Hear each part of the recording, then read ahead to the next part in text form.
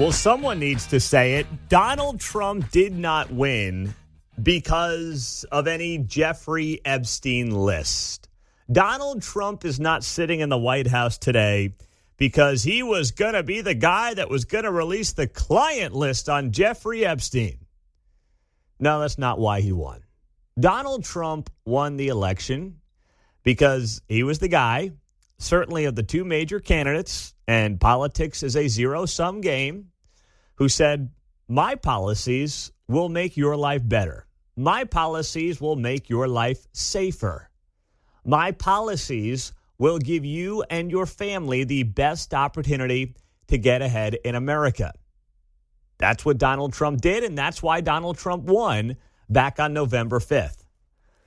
But my goodness, the belly aching, the complaining, the conspiracy theories that are running rampant around Donald Trump after the Attorney General Pam Bondi and the FBI, Kash Patel and Dan Bongino, came to the conclusion right now that when it comes to a Jeffrey Epstein client list, well, it doesn't exist.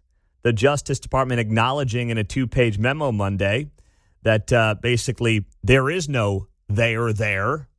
This apparently is the thing that's going to break the conservative base. I'm not buying that. I'm not. I think it's been a big thing with a small percentage of the online right, the social media right. That's what I think a lot of this is about as we get the show rolling here on a Wednesday morning on KCMO Talk Radio. By the way, not that I don't want to know, right? I want to know. I want to know everything that's going on.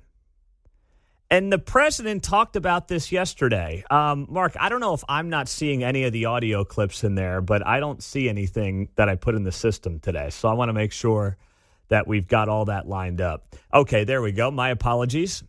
Well, actually, you should be apologizing to me, Mark. You're a day off on the system here. Oh, I apologize.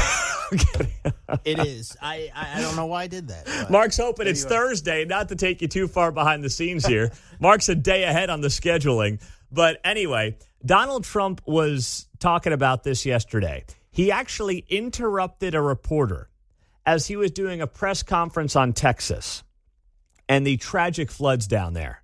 And a reporter wanted to ask about Jeffrey Epstein. And the president of the United States interrupted the reporter and interrupted Pam Bondi's answer and said this. Sure. Your memo and release yesterday on Jeffrey Epstein, it left some lingering mysteries. One of the biggest ones is whether he ever worked for a American or foreign intelligence agency. The former labor secretary who was Miami U.S. Attorney Alex Costa, he allegedly said that he did work for an intelligence agency. So could you resolve whether or not he did? And also, could you say why there was a minute missing from the jailhouse tape on the United States? Yeah, sure. Hey, Pam, could I just interrupt for 1 second? Are you still talking about Jeffrey Epstein? This guy's been talked about for years. You're asking, we have Texas, we have this, we have all of the things. And are people still talking about this guy, this creep?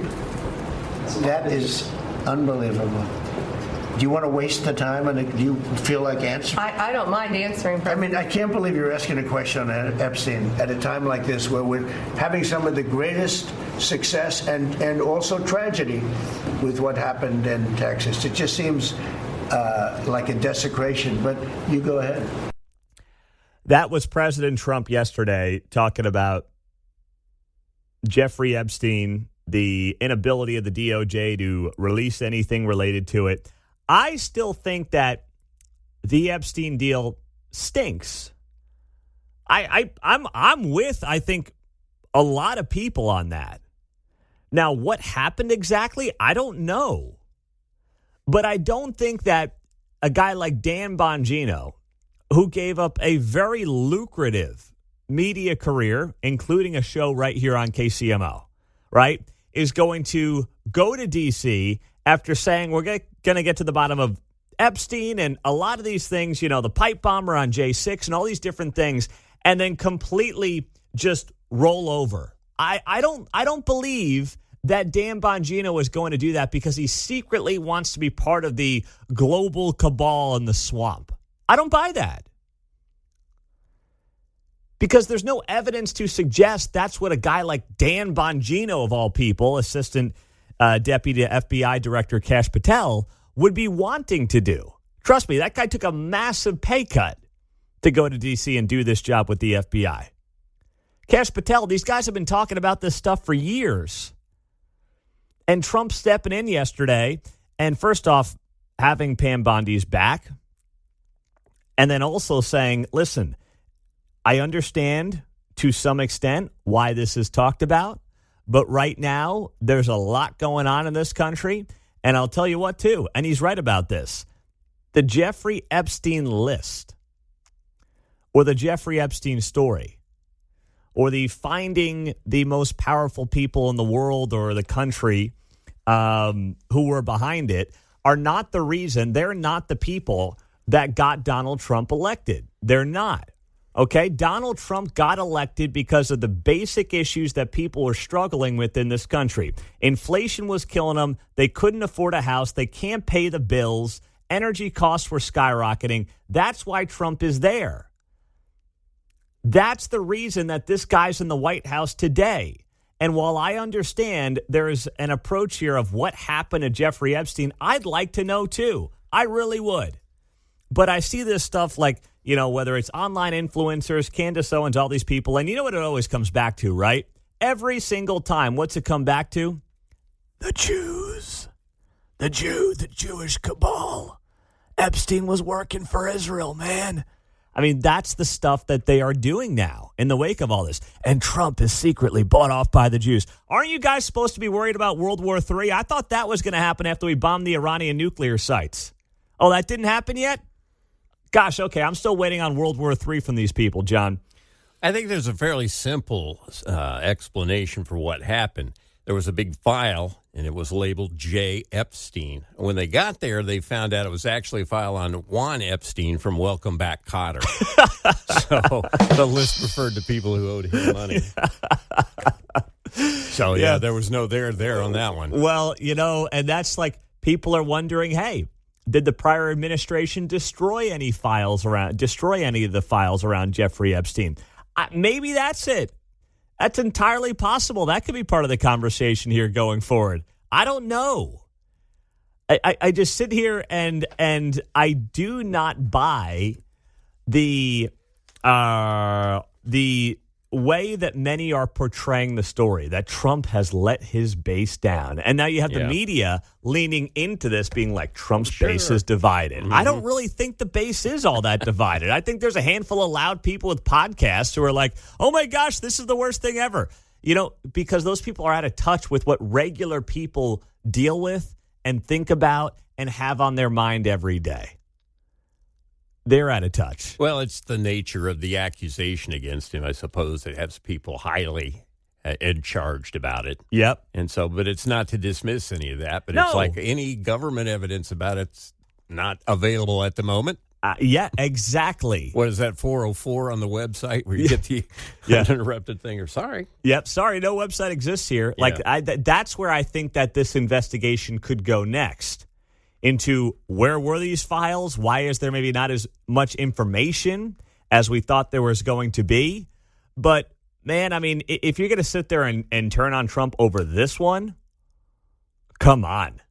I mean, if there's one thing he's earned, I think, the benefit of the doubt on, it's this.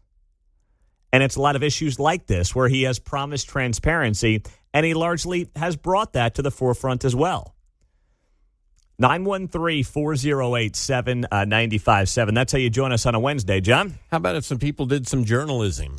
Yeah. You know? Yeah, it's that'd be not nice. Necessarily. All right, so there's no there. Let's go find out where it went. All right, that's someone's job. Yeah. It's not the president's job. Yep, no doubt about it. No doubt about it.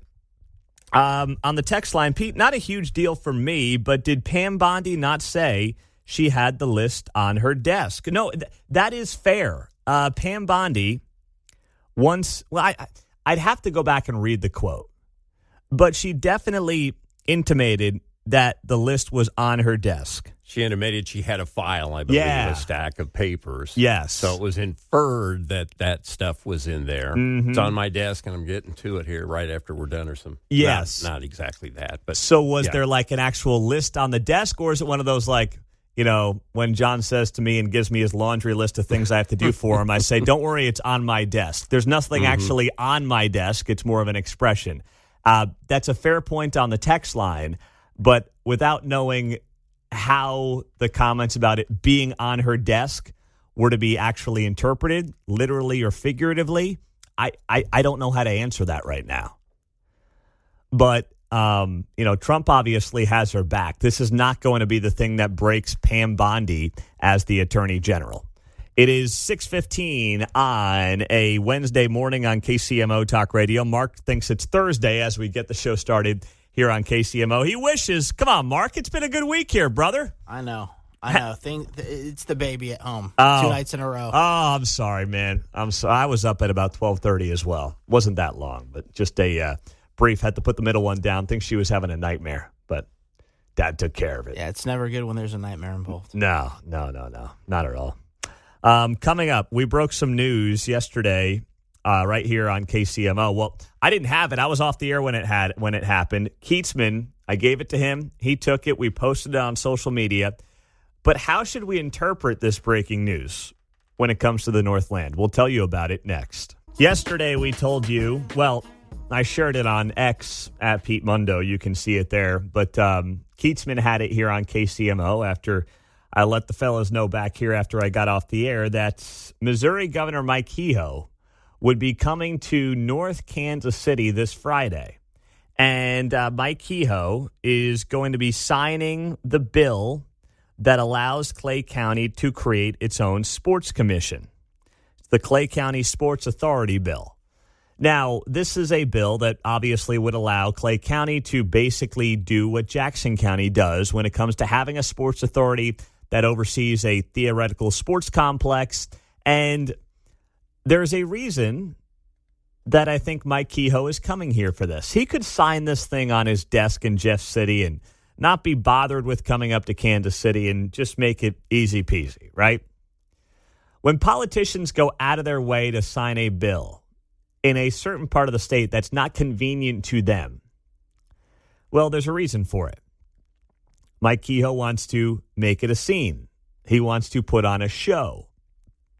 He wants to signal, I believe, his support for North Kansas City being the home of the Kansas City Royals, which of all the options out there makes by far the most amount of sense. Take the Legends off the table. Sprint Center is possibly the worst idea I've ever heard for a baseball stadium, and Washington Square Park is just too small. The team can't really make a lot of ancillary income on things other than baseball in that 16-acre landmass that exists next to Union Station. It's a cool idea. Having the backdrop there, Union Station, World War I like it. I just don't think it fits the business model for what the Royals believe they need right now. So then you've got this North Kansas City spot.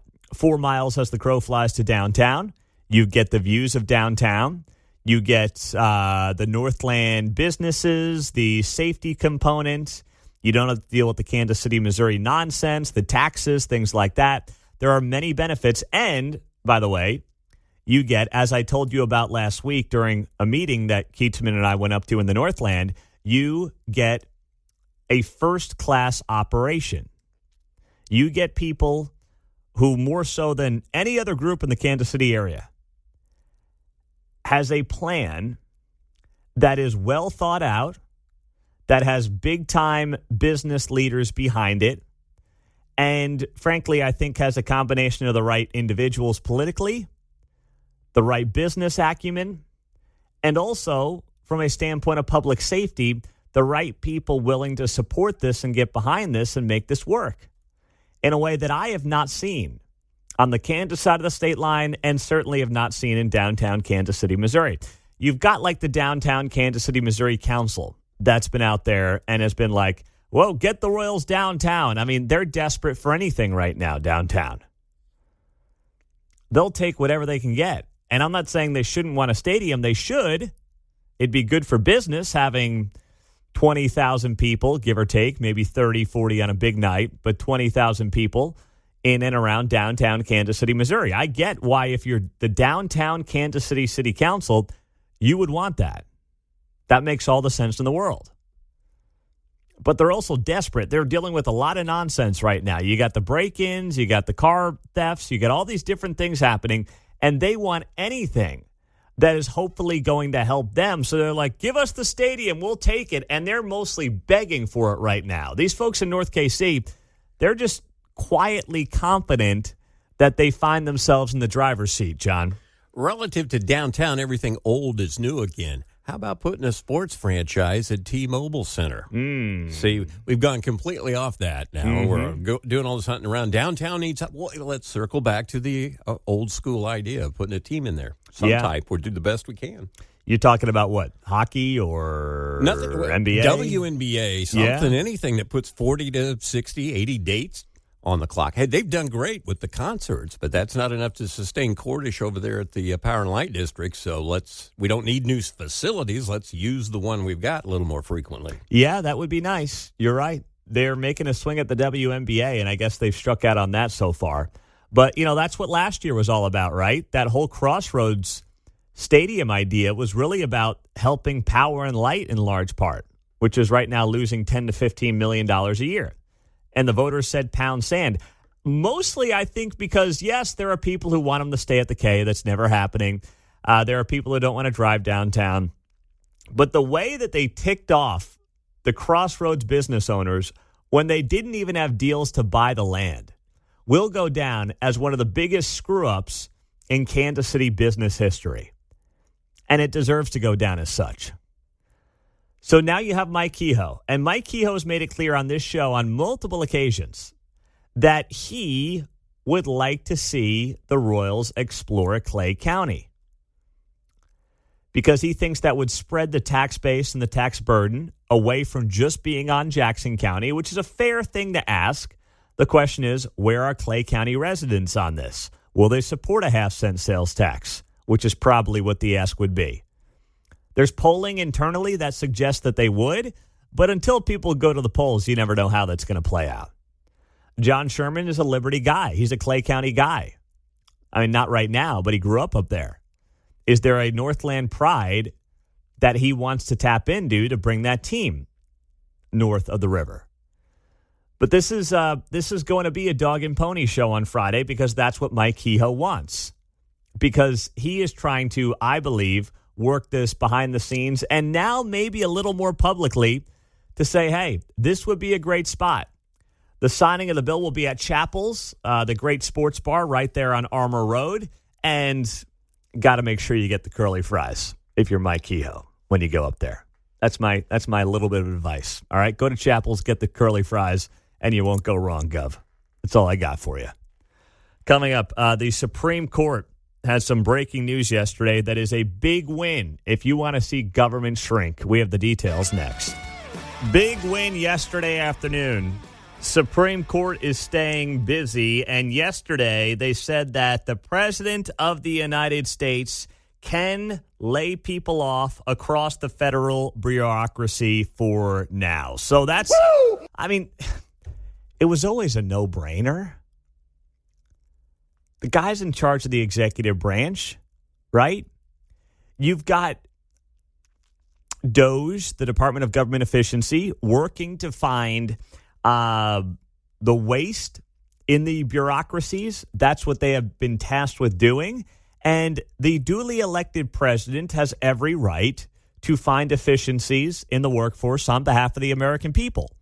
And the notion that some lower court judge can stop that president from doing that thing that he promised to do on the campaign trail was always ludicrous. But it's what you got from the dissenters. It's what you got from many in the Democrat Party who did not want to see these layoffs happen. So they go to the same 5 or 6 judges around the country and say, hey, can you issue a ruling suggesting that Trump can't do this? Oh, yeah, sure, no problem. They were the resistance. The unelected judges were the resistance of the duly elected president of the United States. And the people who were encouraging this were those who claimed they were saving democracy. No. We voted on all this stuff back in November, remember? Anyway, here's the report from Fox News yesterday. It came down at about 3:30 in the afternoon. Nice Tuesday afternoon win for the Trump administration. And it's funny because the justices normally are on their summer recess right now. Doesn't mean they don't work behind the scenes, but these justices have been busy because of these executive orders and the way they've made their way through the legal process. But this right now is a order from the Supreme Court essentially saying that a San Francisco judge who put a stop to the Trump administration from cutting several federal agencies. They're saying that the Trump administration, in fact, right now can continue forward as the case plays out on its merits. So essentially back in May, several different agencies sued. They said that the Trump administration wanted to make cuts at the Departments of Agriculture, Commerce, Defense, Energy, Health and Human Services, Homeland Security, HUD, Justice, Labor, State Treasury, and Transportation, pretty much all of them. Now the Supreme Court is giving the Trump administration victory some almost 6 months into the president's second term here, saying that they can go forward with these reductions in forces. As they absolutely have the right to. That was the breaking news yesterday afternoon from Fox News. And it wasn't even close within the Supreme Court. It was an 8-1 decision, which will allow the federal workforce cuts to go through. 8-1. Only Ketanji Brown Jackson dissented. Yeah, even Sonia Sotomayor, the other very progressive member of the Supreme Court, appointed by Barack Obama, was like, nope, I can't dissent on this one. When you're on the opposite side of Sonia Sotomayor, who is joining the traditionalist judges on this decision, you might want to check yourself. You might want to look in the mirror. I'm just throwing it out there. And here's the thing. This is amazing as well. For the second time in 2 weeks, a Supreme Court justice is using her opinion to scold Justice Ketanji Brown Jackson for not understanding what she's talking about. 2 weeks ago, it was Amy Coney Barrett. That came down on a Friday when Amy Coney Barrett just called out Ketanji Brown Jackson. This time, though, it was progressive Justice Sonia Sotomayor doing it, patiently explaining that the court can't declare an order of President Trump's to be unconstitutional if the order does not actually exist yet. So here is part of this. Justice Sotomayor concurring in the grant of stay. I agree with Justice Jackson that the president cannot restructure federal agencies in a manner inconsistent with congressional mandates. Here, however, the relevant executive order directs agencies to plan reorganizations and reductions in force consistent with applicable law. The plans themselves are not before this court, and we thus have no occasion to consider whether they can and will be carried out consistent with the constraints of law. I join the court's stay because it leaves the district court free to consider those questions in the first instance. Basically, what Sonia Sotomayor is saying there to Ketanji Brown Jackson is it doesn't really matter if we don't like what's going on. It doesn't matter if we don't like the workforce reductions or where they're happening. As long as they're happening applicable to the law, that's all that we're really in charge of deciding here. And that was a very nice way of Sonia Sotomayor slapping down Ketanji Brown Jackson. And let's be honest, the charitable answer here for Ketanji Brown Jackson is that she's a lightweight who has no business being on the Supreme Court. The not so charitable answer for Ketanji Brown Jackson is that she's willing to burn the nation's judiciary down to prop up left-wing ideology. Certainly in my lifetime, she is the most ideologically driven Supreme Court justice that we've ever seen, appointed, of course, by Joe Biden. So whether you want to be charitable or not on a Wednesday morning, I'll leave that up to you. But this is a huge win for the Trump administration for cutting the workforce at the federal government level because it needs to happen. We looked at the jobs report last week, and we saw 7,000 federal workers out of the workforce, 7,000 jobs down for the feds. That's a great start. We've got millions and millions of federal workers out there, and I don't want to see, I can be empathetic for anybody who loses a job, right?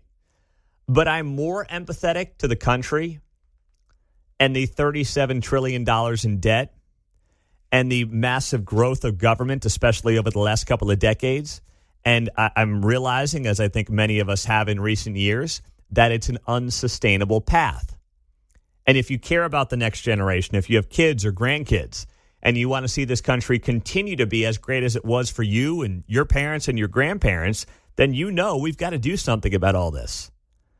And we can't cut the workforce enough to get out of $37 trillion in debt. Let's be clear. Eventually, Social Security, Medicare, and Medicaid are going to have to be tackled. There's just no doubt about it. It's the majority of the budget every single year.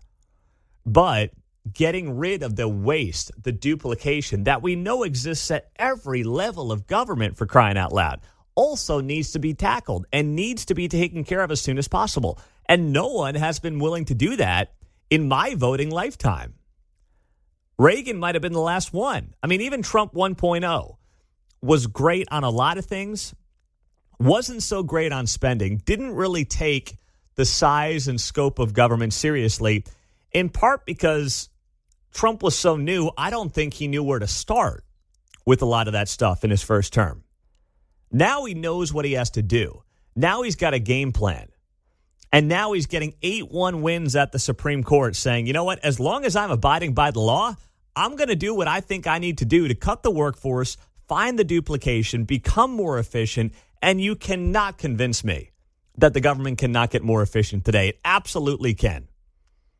And now the administration is going to be allowed, thank goodness, to do exactly what it needs to do to try to get back into the good graces of the American taxpayer and start cutting some of this crazy spending. It's why I wasn't in love with the big, beautiful bill, but between things like DOGE, rescissions packages, say that one 10 times in a row, and some of the other things that they hopefully can and will do going forward to cut government spending where they can without the legislative branch, there are going to be other options, and that's what I hope they move ahead with very quickly in the next few weeks and months to come. We now know the number of those who have died in the Texas Hill Country floods are at 111, with 170 plus missing and still being searched for. So these numbers continue to become more catastrophic, more tragic by the day. And as we also found out on Monday morning, which we shared with you at the start of the show here on KCMO, a cousin of the Hunt family died at Camp Mystic in these tragic floods late last week. So just to share this with you, Gracie Hunt, the daughter of Clark Hunt, is promoting this on social media, that there are jewelry stores that she works with that are donating a large percentage of their proceeds to fundraise for those families who have lost loved ones and lost their homes and everything else in these Texas floods. So that is on Gracie Hunt's social media. Also, Randy Mahomes doing the same thing, the mother of Patrick Mahomes, sharing companies that she is working with that are donating, in some cases, $1 million to relief efforts, and all of their proceeds, all of their profits are going to those in need as well down there in Hill Country. This was shared by Gracie Hunt as well on her social media. I will share it with you here. She wrote, "Some days it's hard to understand how the world can hold so much beauty and so much pain. How can the same God who creates the stars and sets the planets in motion allow such deep suffering? The truth is we live in a broken world, one that groans for redemption. But Scripture promises that one day Christ will make all things new, a new heaven and a new earth. My heart aches for our extended family and friends who lost daughters, for every life lost and every family shattered by the floods in Texas. I don't have easy answers, but I do know this." She says, "Following Jesus doesn't spare us from pain, but it means we never face it alone. Even in the darkest valleys, we hold on to the hope that this is not the end of the story." And then she shares a couple of Bible verses. You can see this on Gracie Hunt's Instagram page at Gracie IE Hunt. You will see it there. She shared 2 Corinthians 4:16, or as President Trump would have infamously called it, 2 Corinthians. She writes here, therefore we do not lose heart, though outwardly we are wasting away, yet inwardly we are being renewed day by day.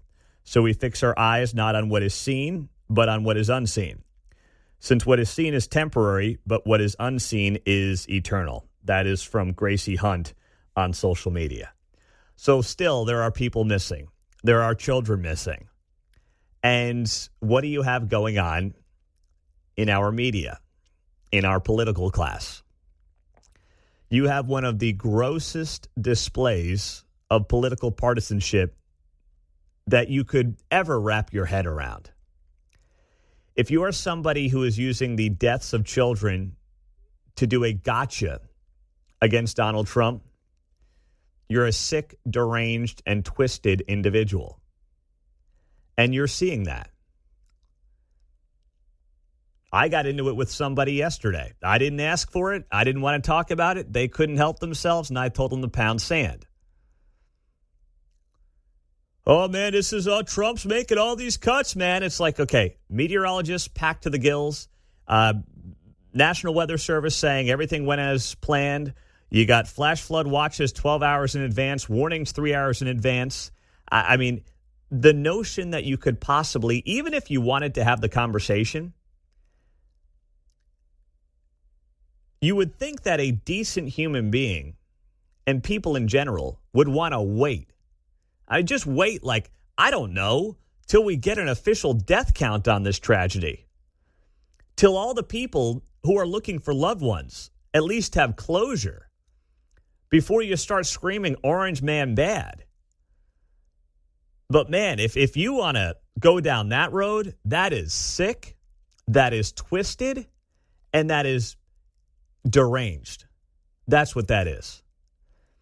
And I got to hand it to Chris Cuomo. I mean, even Chris Cuomo of News Nation, formerly of CNN, was calling out a Democratic member of the United States Senate, Chris Murphy, out of Connecticut yesterday on his show when he said this. Democratic Senator Chris Murphy, I've been trying to get him on the show. Now I don't want him.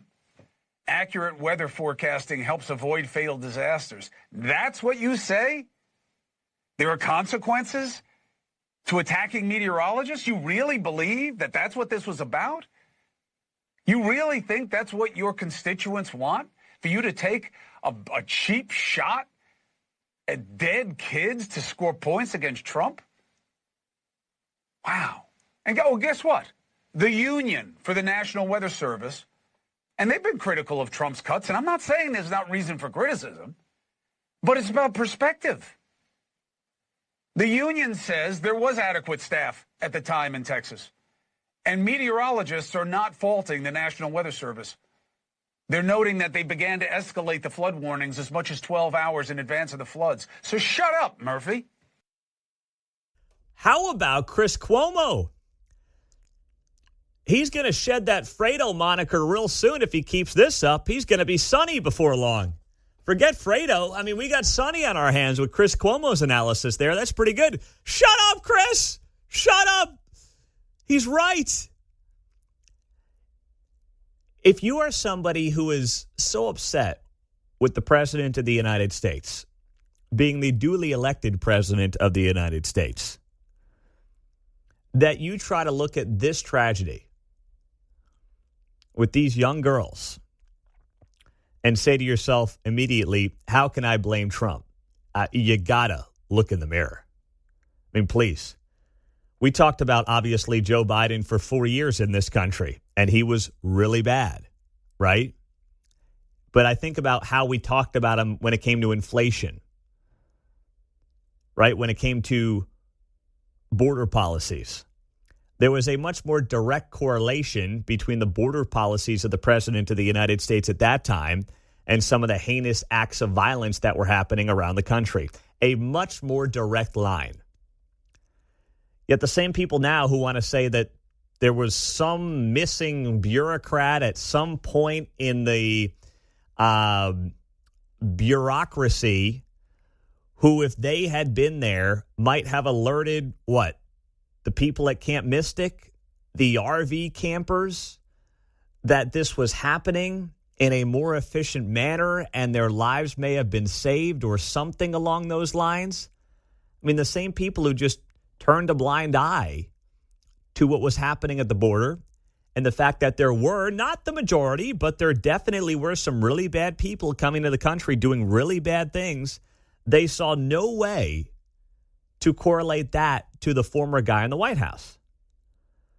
But now, the Texas flooding tragedy is somehow the fault of Donald Trump. That is just nuts.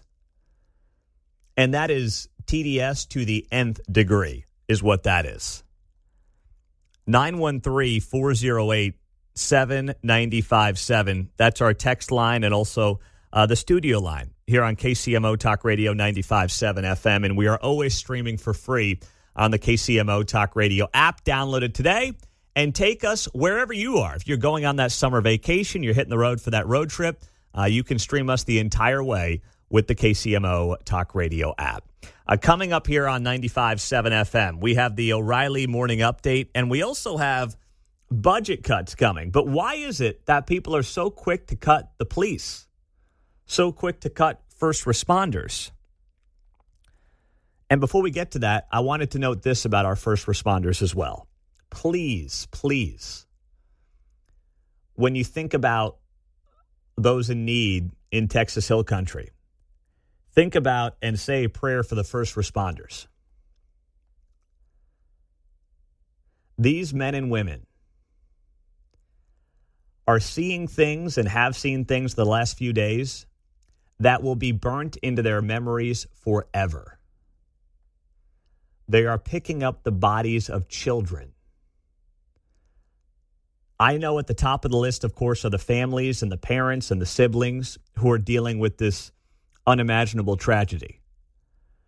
But you are going to have first responders who are dealing with a lot in the weeks, months, and years to come down there in Texas.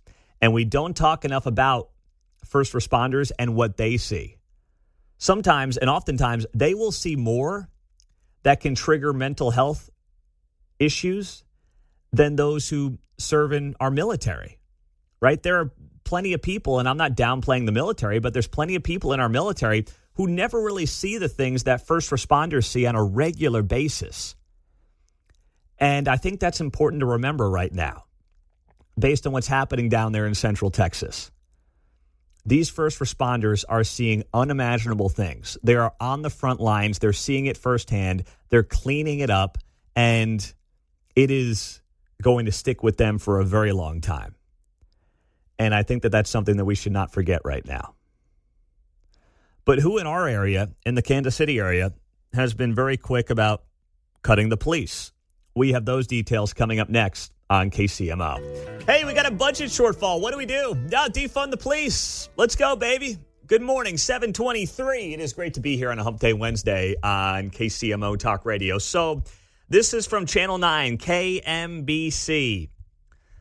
Lawrence is trying to figure out how to address a $6.6 million shortfall. I know you're shocked that Lawrence is saying, how do we address our shortfall? Well, obviously, we got to look at police and we got to look at fire and first responders and the whole deal. Talk about a bombshell. Now that we are booming out to Lawrence on 95.7 FM and we get a good listenership out there in Lawrence, I wanted to make sure I brought this to your attention out there.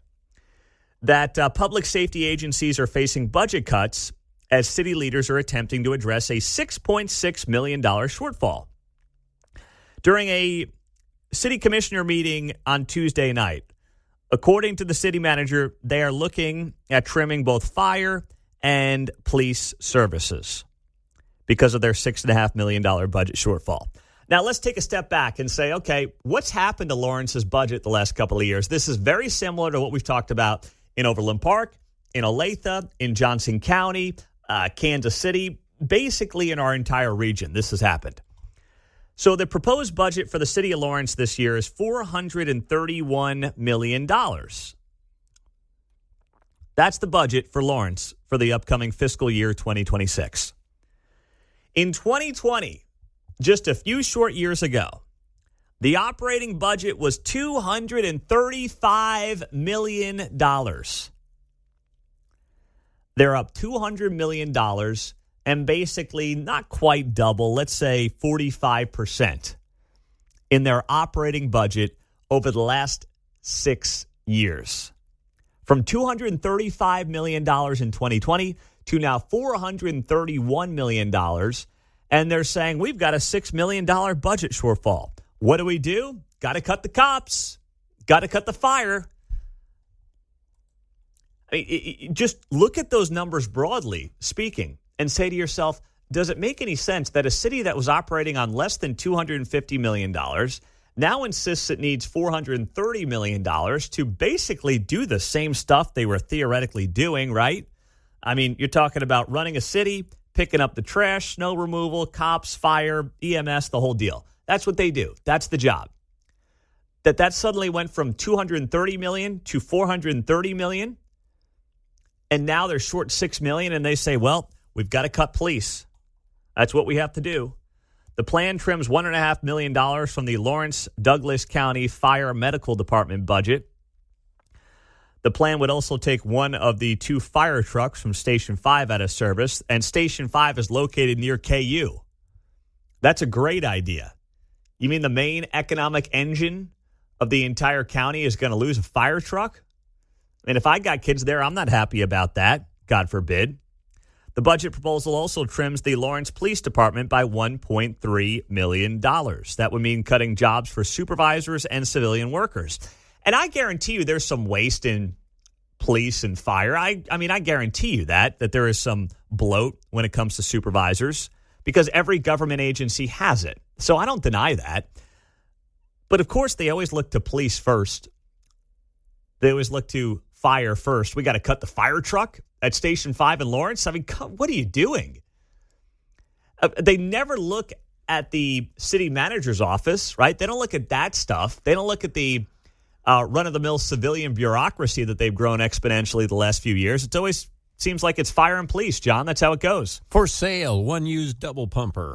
Yeah. I mean, yeah. What are you doing? Just locking the keys in the closet there and just letting it sit? Yeah, well, that's a great point, too. Right. What do you do with the equipment? What's the real upkeep on that anyway? I mean, I guess when they're shutting down the truck, the staff, I don't know what, 3-4 guys on a truck, 2, whatever. Yeah. Maybe that's what that means. But I'm like, what do you do with the truck? Put it up on blocks out in the front yard? eBay, man. I don't know what to tell you. That's an excellent point. But wanted to make sure that our friends out in Lawrence know about what's going on out there. They'd love to see it. They would love it. Good morning. 7:51 on KCMO Talk Radio. ABC News, what would it take for Elon Musk to create a new political party in America? Well, first off, it would take, I'll answer the question differently than ABC would.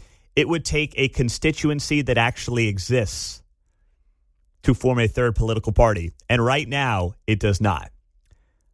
CNN did a poll on this week, and their polling showed that there are only 4% of registered voters who would actually leave the Republican Party and go to the America Party that Elon Musk wants to create. Now, he claims that this is what everybody wants. It's what everyone demands. He did a poll on X, very official, that said by a 2-to-1 margin, people want him to create the America Party. But then real polling was done, and it showed that actually nobody wants to join Elon's America Party because the bulk of Elon's party is already being handled by the Republican Party, right? He's right to point out the spending is still way too excessive. But the problem for a guy like Elon, and this was problematic for Trump as well during his first term, is these guys who are business guys get into government and they're like, wait, this doesn't work the same way. Yeah, it's not intended to work the same way. It's supposed to be slower. It's supposed to take time. A change is not supposed to be easy. Now, it's become easier because of things like executive orders and the power of the executive branch, which has been abused by both political parties.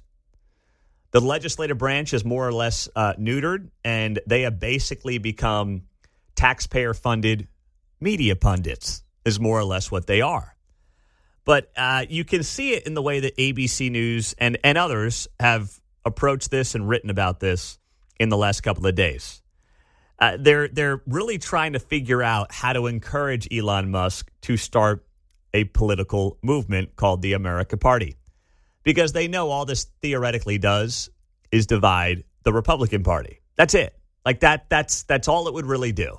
Trust me, there's no one who's voting for Kamala Harris or voted for Kamala Harris that's magically going to be like, I'm going to Elon's America Party. I mean, they hate the word. So, like, why would they ever join the party, John? That doesn't make a lot of sense to me. Yeah, and you might suggest, hey, well, ABC could just donate lots of airtime, earned media, if you will. Well, the problem is you have to charge all political candidates the same. So if they give Elon free stuff, they got to give everybody free stuff. You talking about like commercial inventory and things like that? Well, ABC could chip in Yeah. and be a partner here, if you will, so to speak.